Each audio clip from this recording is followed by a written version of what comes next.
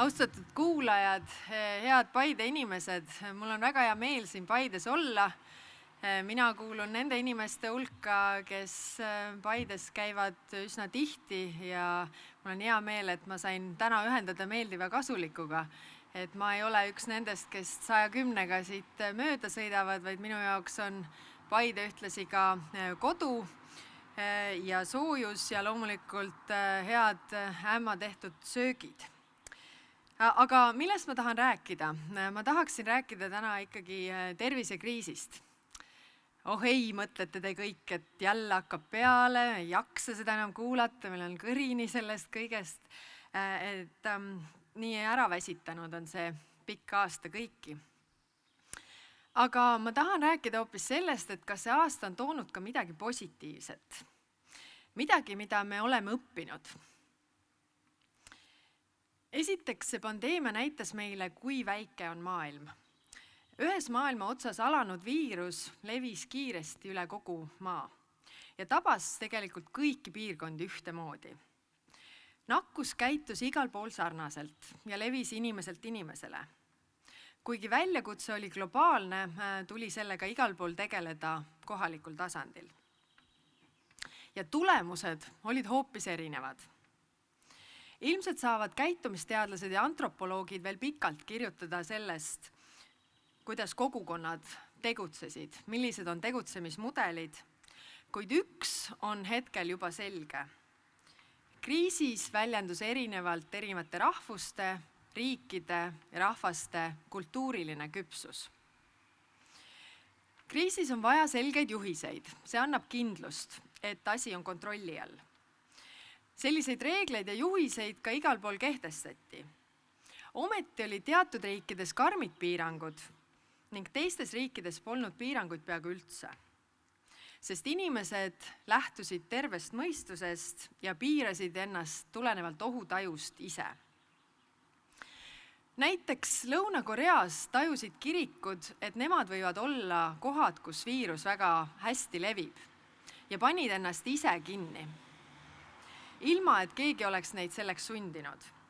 Seevastu Serbias ja Montenegros toimusid suured usujuhtide matused, kus juures need usujuhid olid surnud koroona tõttu.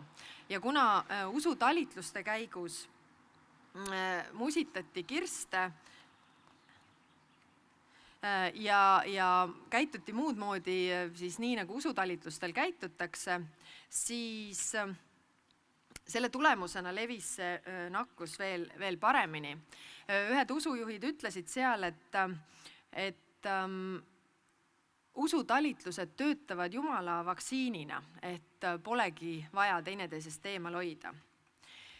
Norras keelati ülemaailmse pandeemia alguses meditsiinitöötajatel riigist lahkuda.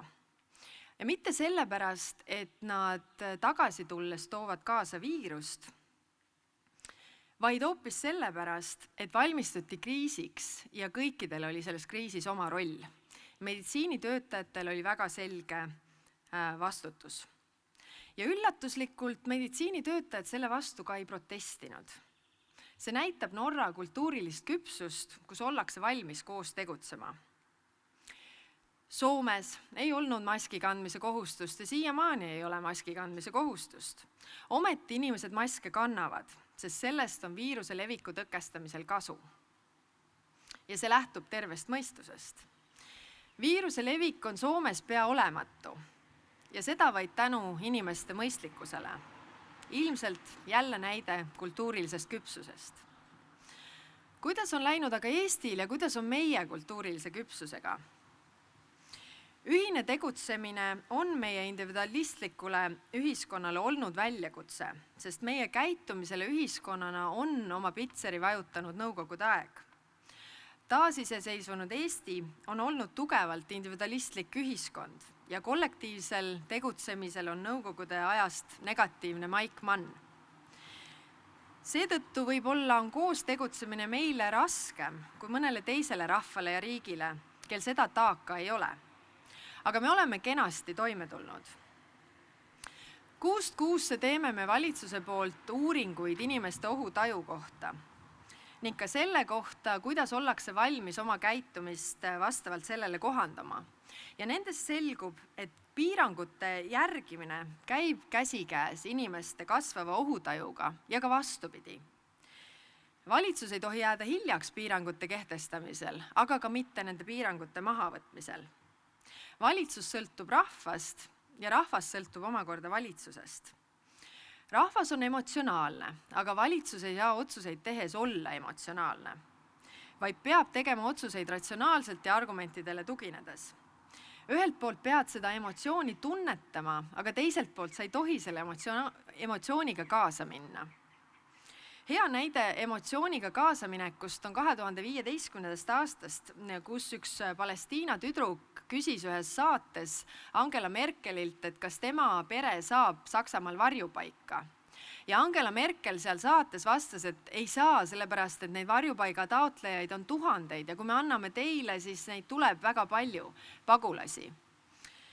Selle peale, kuna seda näidati televisioonis, ajakirjandus tõstis väga suurt kisa ja inimeste emotsionaalne reageering oli väga tugev, sest see tüdruk hakkas seal nutma selle vastuse peale. Inimesed reageerisid emotsionaalselt.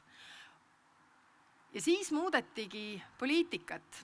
Tänu sellele survele siis 2015. aastal siis Angela Merkel ütles hoopis, et kõik pagulased on teretulnud. Ja see oli emotsiooni pealt tehtud otsus. Tulles tagasi tervisekriisi juurde, siis me täna oleme targemad, kui me olime eile ja kui me olime ka aasta tagasi. Me juba enam-vähem teame, kuidas me käituma peame. Ja murdmaks välja sellest nõiaringist pidevalt ühiskonda lukku keerata, tulime välja valge raamatuga, kuidas ühes või teises valdkonnas võiks siis käituda vastavalt sellele, kuidas riskitase või ohutase tõuseb. Ja seda kõike ilma selleta, et valitsus väga karme piiranguid kehtestab, sest kõikide piirangute kehtestamisel on alati ka nähtamatud ohvrid. Me näeme ohvreid, kes jäävad haigeks, aga me ei näe neid ohvreid, kes tänu piirangutele kaotavad oma töö või peavad kinni panema aastaid elutööna ehitatud ettevõtte või lapsed, kelle hariduses on lüngad. Mõneti oli selle valge raamatu kokkupanek lähtuv tervest talupoja mõistusest, millele aitasid kaasa ka organisatsioonid, kelle tegevust piirangud kõige enam mõjutasid. Ja tulles tagasi nüüd kõne alguse juurde, siis kui mõelda, mida me oleme sellest positiivset ka kaasa saanud, siis kas te ei ole märganud, et ajal, mil maailm on meie ees justkui kinni läinud, kus suletud on nii koolid kui kohvikud, nii kinod kui teatrid, kui meie emotsioone väljendavad ainult silmad, sest muud nägu me ei näe, see on kaetud maskiga. Kas te ei ole tähele pannud, et just sellel ajal, mil paljud meist on füüsilises isolatsioonis või veel rohkem ka vaimses isolatsioonis, just sellel ajal oleme me mõistnud, kui vajalikud me tegelikult teineteisele oleme. Mind on pannud see mõtlema, kui palju me üksteisest sõltume. Ühiskonnana tervikuna, aga ka igas kollektiivis. Isegi üheskoos bussiga sõites või võõrastega erinevates laudades kohvikus istudes. Üks inimene võib juhuse tahtel ja pahaaimamatult, ka hoolimatusest, rikkuda ära kümnete inimeste elu ja tervise. Aga ma olen päris kindel, et enamik inimesi on selle ängistava pandeemia ajal oma vastutustundega ise hoidnud ära kümnete, võib-olla ka 100 inimeste haigestumise. Ka teie, head Järvamaa inimesed, olete enese teadmatagi olnud paljud oma lähedaste, sõprade ja kolleegide päästjad. Ja ilma valget raamatut lugematagi. Ja ma soovin siiralt, et see hoolivuse tunne meie südames püsiks, et me tunneksime, et me oleme osake suurest pildist ja igast osakesest tegelikult tuleb kokku kogu ühiskonna pilt. Ja et vaktsiin, mille abil me viirusest ühel päeval lõplikult jagu saame, ei muudaks meid immuunseks üksteise murede suhtes. Võib-olla see ongi selle koroonapandeemia ainus pluss, kui sellest viirusest üldse midagi positiivset otsida. Suletuina muutusime me justkui avatumaks. Maailm ei läinud väiksemaks, vaid hoopis vastupidi, suuremaks. Me oleme ka tugevamad kui varem. Kogemusi on meil rohkem niikuinii. Ja see kehtib ka valitsuse kohta, mille juhina mul on au teie ees täna seista. Tänan kõiki ja olge terved!